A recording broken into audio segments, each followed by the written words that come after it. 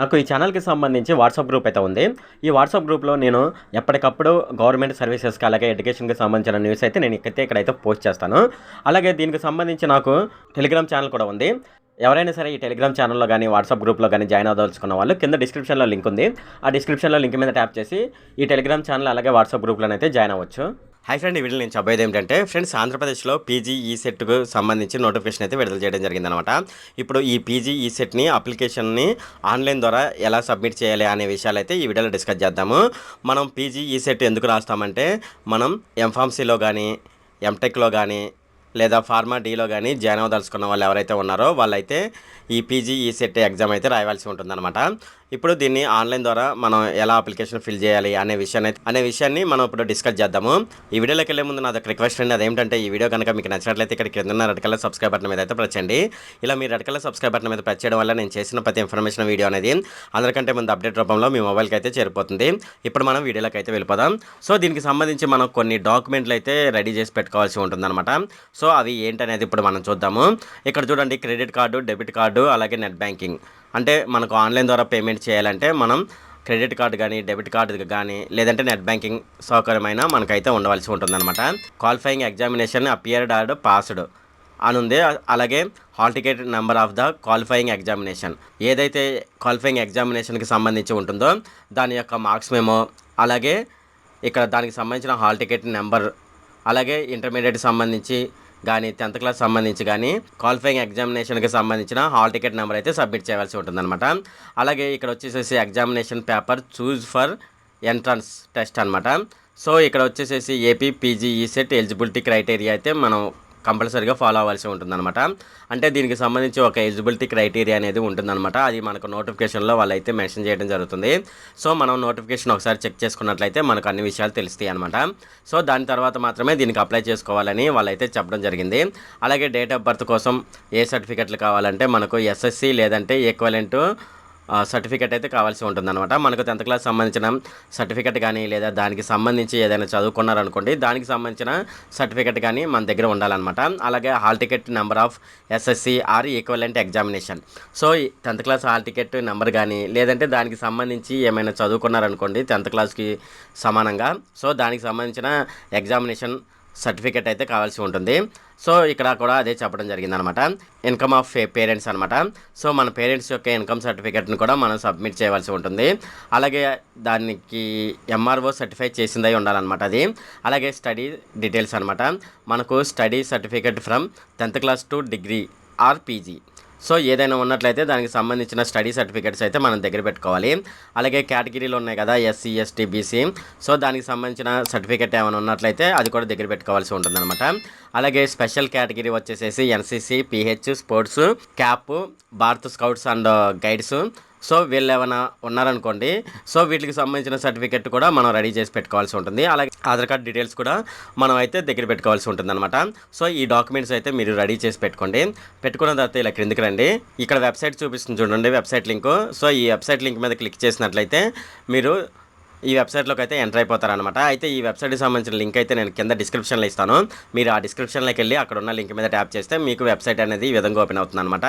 ఇలా ఓపెన్ అయిపోయిన తర్వాత మనకి ఇక్కడ చూడండి, స్టెప్ 1, స్టెప్ 2, స్టెప్ 3, స్టెప్ 4 అని ఇక్కడైతే 4 స్టెప్స్ అయితే ఉంటాయి అన్నమాట. ఈ 4 స్టెప్స్ మనం కంప్లీట్ చేసినప్పుడు మాత్రమే మనకు ఆన్లైన్ ద్వారా అప్లికేషన్ పూర్తిగా సబ్మిట్ చేసినట్లు అనమాట. సో ఇప్పుడైతే 1 by 1 మనం ఏంటనేది ఇప్పుడు మనం చూద్దాము.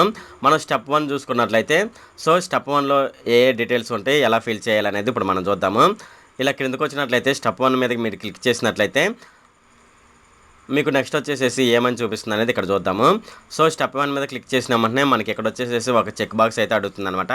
ఈ చెక్ బాక్స్ మీద మనం ట్యాప్ చేయవలసి ఉంటుంది. అలాగే qualifying degree examination hall ticket number, అంటే మీరు ప్రస్తుతం ఎంట్రన్స్ టెస్ట్ రాయడానికి లాస్ట్గా ఏ డిగ్రీ ఎగ్జామినేషన్ పాస్ అయి ఉంటారో ఆ డిగ్రీ యొక్క ఎగ్జామినేషన్ హాల్ టికెట్ నెంబర్ అయితే ఇక్కడ ఎంటర్ చేయవలసి ఉంటుంది. అలాగే క్యాండిడేట్ నేమ్ అయితే ఇక్కడ ఎంటర్ చేయండి. అలాగే డేట్ ఆఫ్ బర్త్ ఉంది కదా, డేట్ ఆఫ్ బర్త్ అయితే మీరు ఎంటర్ చేయవలసి ఉంటుందన్నమాట. డేట్ ఆఫ్ బర్త్ అది కూడా మనం ఎస్ఎస్సి లేదంటే ఈక్వలెంట్ ఎగ్జామినేషన్ అని అడుగుతుంది. సో మన 10th క్లాస్లో సర్టిఫికెట్లో డేట్ ఆఫ్ బర్త్ ఎలా ఉంటే ఆ డేట్ ఆఫ్ బర్త్ అయితే ఇక్కడ ఎంటర్ చేయండి.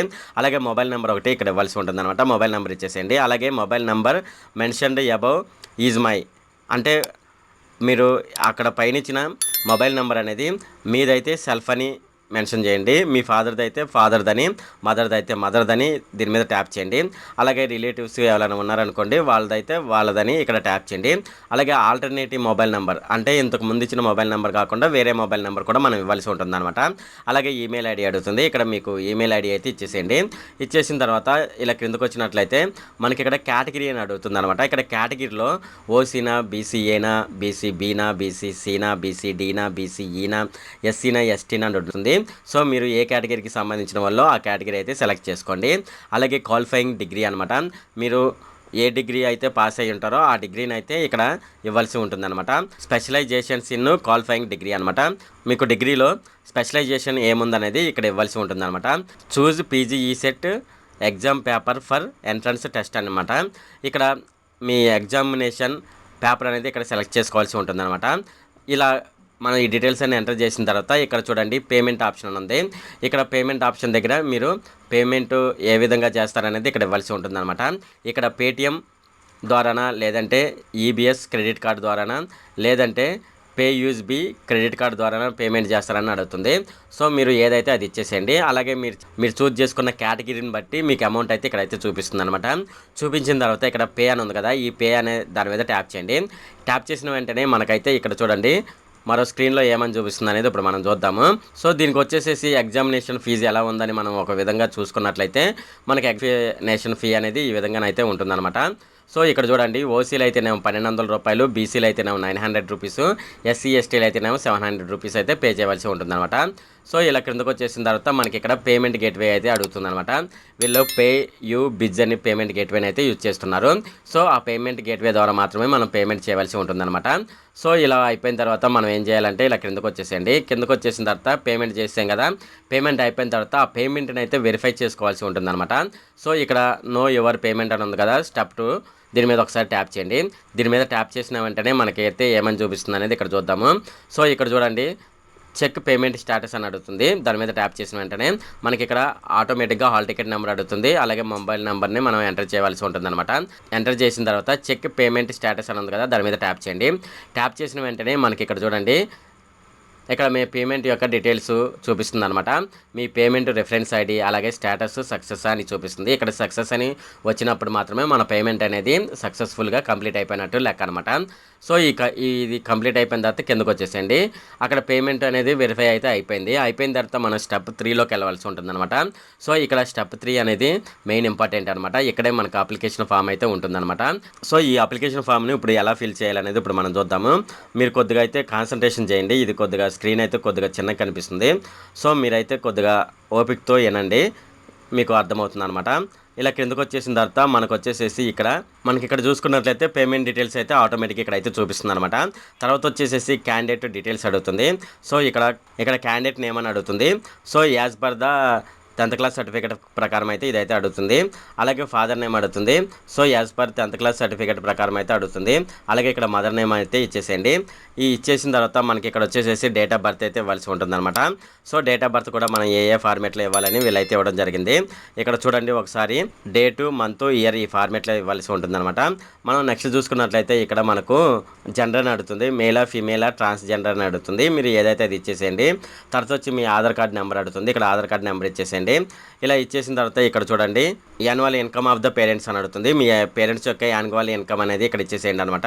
అలాగే వాళ్ళకి సంబంధించిన క్యాస్ట్ సర్టిఫికేట్ డీటెయిల్స్ కూడా ఇక్కడ కింద ఇచ్చేసేయండి.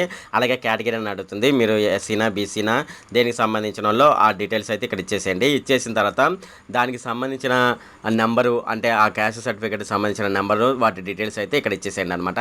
ఇక్కడ ఇచ్చేసిన తర్వాత ఇలా క్రిందకి రండి. ఇలా క్రిందకు వచ్చిన తర్వాత ఇక్కడ చూడండి స్పెషల్ రిజర్వేషన్ కేటగిరీ అని అడుగుతుంది. సో ఇక్కడ మీరు స్పెషల్గా ఏమైనా ఎన్సీసీలో కానీ దేంట్లోనైనా పార్టిసిపేట్ చేసి ఉన్నారనుకోండి, దానికి సంబంధించిన సర్టిఫికేట్ ఉంటుంది కదా. సో ఆ సర్టిఫికేట్ని అయితే ఇక్కడ ఎంటర్ చేయవలసి ఉంటుంది. సో ఒకవేళ మీరు ఎన్సీసీకి సంబంధించిన వాళ్ళైతే దీని మీద ట్యాప్ చేసి ఎన్సీసీకి సంబంధించిన డీటెయిల్స్ అయితే ఎంటర్ చేయవలసి ఉంటుంది అనమాట. సో దాని తర్వాత వచ్చేసేసి మనకు ఇక్కడ పీహెచ్ అని అడుగుతుంది, అంటే ఫిజికల్ హ్యాండిక్యాప్డ్ అని అడుగుతుంది. సో మీరు ఒకవేళ ఫిజికల్ హ్యాండిక్యాప్డ్ అయితే ఆ డీటెయిల్స్ అయితే ఇక్కడైతే ఇచ్చేసేయండి అనమాట. దాని తర్వాత మైనారిటీ అని అడుగుతుంది. ఇక్కడ మీరు మైనారిటీనా నాన్ మైనారిటీనా అని ఇవ్వాల్సి ఉంటుంది అనమాట. దాని తర్వాత ఇక్కడ వచ్చేసేసి ప్రజెంట్ అడ్రస్ అడుగుతుంది. ఇక్కడ అడ్రస్ అయితే ఇక్కడైతే ఇచ్చేసేయండి. ఇలా అడ్రస్ ఇచ్చేసిన తర్వాత వచ్చేసేసి ఇక్కడ చూడండి పర్మనెంట్ అడ్రస్ అడుగుతుంది. మీ పర్మనెంట్ అడ్రస్ ఇచ్చేసేయండి. అలాగే క్వాలిఫైయింగ్ ఎగ్జామినేషన్ అని అడుగుతుంది. సో దానికి సంబంధించిన డీటెయిల్స్ కూడా ఇక్కడ ఇచ్చేసేయండి. ఇలా ఇచ్చేసిన తర్వాత ఇలా కిందకు వచ్చేసేయండి. ఇలా కిందకు వచ్చేసిన తర్వాత మనకి ఇక్కడ SSCRE ఈక్వలెంట్ సంబంధించిన డీటెయిల్స్ అయితే అడుగుతుంది అనమాట. మీకు 10th క్లాస్ సంబంధించిన డీటెయిల్స్ అయితే ఇక్కడైతే ఇచ్చేసేయండి.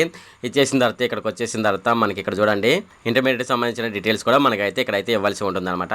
అలాగే వచ్చేసేసి ప్లేస్ ఆఫ్ స్టడీ అనమాట.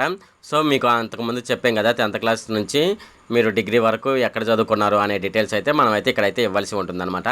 ఇలా డీటెయిల్స్ అన్ని ఇచ్చేసిన తర్వాత నెక్స్ట్ స్టెప్ మనం చూసుకున్నట్టయితే లోకల్ ఏరియా అనమాట. లోకల్ ఏరియా అనేది అది ఆటోమేటిక్గా తీసేసుకుంటుంది అనమాట.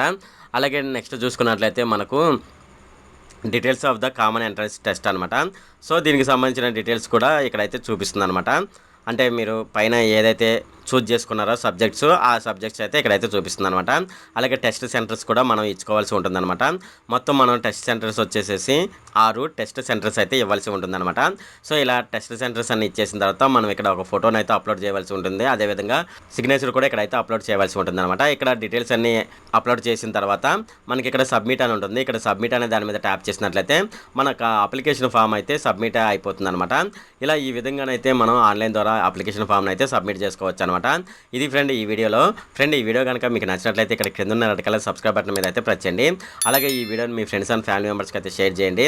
ఈ వీడియోకి సంబంధించి ఏమైనా కామెంట్లు ఉన్నాయనుకోండి నాకు తప్పనిసరిగా కింద ఉన్న కామెంట్ సెక్షన్లో అయితే తెలియజేయండి. ఈ వీడియో అంతే friend. Okay, thank you friend.